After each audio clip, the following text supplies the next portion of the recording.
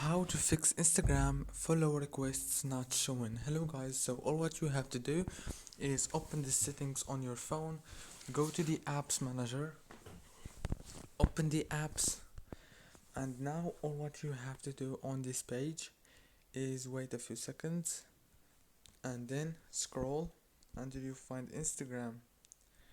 Click on this force stop and then click on the storage, click on clear cache, go back, click on the power usage details, click on the app launch, and then turn on the manage automatically option. Click OK, go back, and now open the Play Store. Make sure that you update your Instagram, and last thing, just restart your phone. Don't forget to like, subscribe, and thank you so much for watching this tutorial until the very end.